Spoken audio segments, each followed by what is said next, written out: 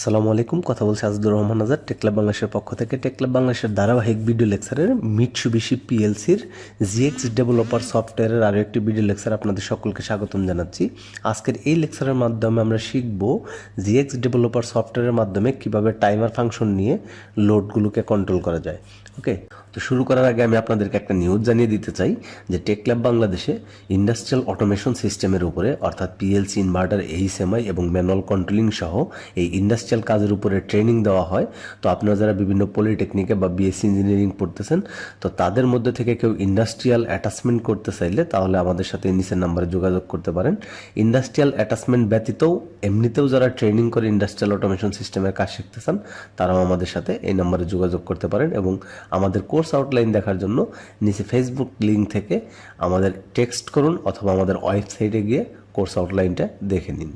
ওকে, তাহলে চলুন শুরু করা যাক। তো আমরা এই জায়গা থেকে একটা নিউ পেজ নেই, অর্থাৎ আমরা প্রোগ্রাম করব যেই পেজে, সেটার জন্য আমরা একটা নিউ ট্যাব নিলাম। এই জায়গাতে আমরা কি করব, আগে আমাদের পিএলসি সিরিজ সেট করব, অর্থাৎ এফএক্স সিরিজে যদি পিএলসির প্রোগ্রাম করতে চান তাহলে এফএক্স সিপিইউ সেট করবেন। এবার এগুলো হচ্ছে সেই এফএক্স সিরিজের বিভিন্ন ধরনের টাইপ। তো আমরা ধরলাম এফএক্স 1S এর কাজ করব, তো এটা ল্যাডার প্রোগ্রাম করব, এই জন্য ল্যাডারের এই জায়গাতে ওকে থাকবে, তারপর আমরা ওকে করে দিলাম।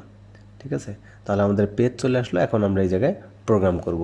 তো কথা ছিল কি যে আমরা টাইমার ফাংশনের ব্যবহার করব। তো শুরুতে আমরা ধরে নিই যে আমার একটা ওপেন কন্ট্যাক্ট দিয়ে আমার একটা লোড আগে চালু হবে X0 দিয়ে, তারপর আমার একটা ক্লোজ কন্ট্যাক্ট, এটা আমার অফ সুইচ হিসেবে থাকবে, যেটা আমি প্রোগ্রামের যে লোডটাকে চালাচ্ছি সেটাকে অফ করতে পারবো। তাহলে এই জায়গায় আমি একটা আউটপুট নিব।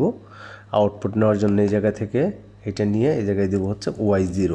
আমরা কিন্তু এর আগে ইতিমধ্যে জেনে গেছি যে ইনপুটকে X দ্বারা এবং আউটপুটকে Y দ্বারা প্রকাশ করা হয়। তারপর এই জায়গাতে আমরা ল্যাসিং করার জন্য এর একটা ওপেন কন্ট্যাক্ট নিই, তাহলে এই জায়গা থেকে নিব F5, এটা হচ্ছে আমার Y0।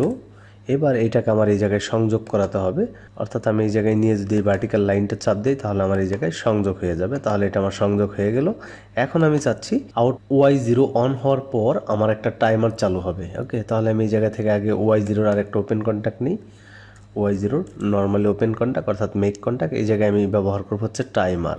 তো আমি এই আউটপুটের এই সিম্বলটা নিয়ে এই জায়গায় দিব হচ্ছে T0 অর্থাৎ টাইমার 0 অর্থাৎ প্রথম যেই টাইমার সেটা অন হবে। এবার কে দিয়ে আমি দিব নাম্বার, অর্থাৎ প্রতি 10-এ হচ্ছে 1 সেকেন্ড, অর্থাৎ যদি আমি 50 দেই তাহলে 5 সেকেন্ড, যদি আমি 100 দিই তাহলে হবে 10 সেকেন্ড, অর্থাৎ কত সেকেন্ড লেট করবেন সেটা ডিপেন্ড করে আপনি এই জায়গায় কের সাথে নিউমেরিক ভ্যালুটা কত দিচ্ছেন সেটার উপরে। তো আমি 10 দিলাম, অর্থাৎ 10 সেকেন্ড লেট করবে। এই জায়গায় আমি একটা ওপেন কন্ট্যাক্ট দিই টাইমারের, অর্থাৎ এই জায়গা থেকে মেক কন্ট্যাক্টটা নিয়ে এই জায়গায় অ্যাড্রেস দিব হচ্ছে T0। এইবার এর সাথে আমি আরও একটা আউটপুট দিই, এইভাবে আমরা আউটপুট সেট করতে পারি Y1। ওকে, তো আমি যদি চাই আরও একটা কাউন্ট করব তাহলে আমি এই জায়গায় গিয়ে প্যারালাল করে আরও একটা কাউন্ট করতে পারি। এই জায়গায় গিয়ে আমি আর একটা আউটপুট নিই, অর্থাৎ এই জায়গায় নিলাম Y2।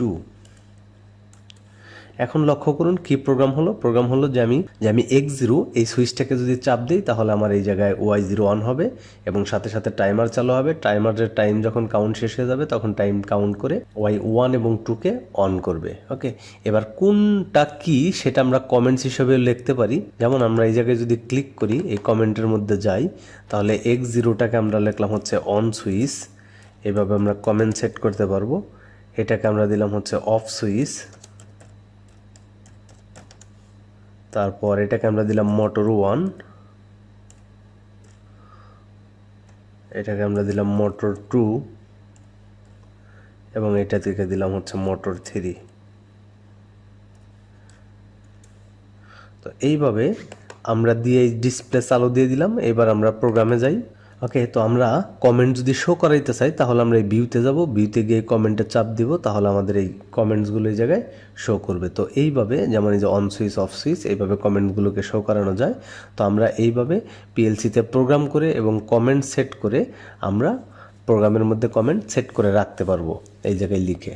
তো ধন্যবাদ সবাইকে। আশা করি প্রোগ্রামটি আপনাদের বুঝতে এবং টিউটোরিয়ালটি বুঝতে কোনো সমস্যা হয়নি। তারপরেও যদি কোনো সমস্যা থাকে তাহলে সেটা আমাকে কমেন্ট সেকশনের মাধ্যমে জানাবেন। আর আগেও বলেছি, আপনারা যারা ইন্ডাস্ট্রিয়াল অটোমেশনের কাজ শিখতে চান তারা আমাদের সাথে এই নাম্বারে যোগাযোগ করুন এবং আপনার ফ্রেন্ডদের সাথে ভিডিওগুলো শেয়ার করুন। তো ধন্যবাদ সবাইকে। আল্লাহ হাফেজ।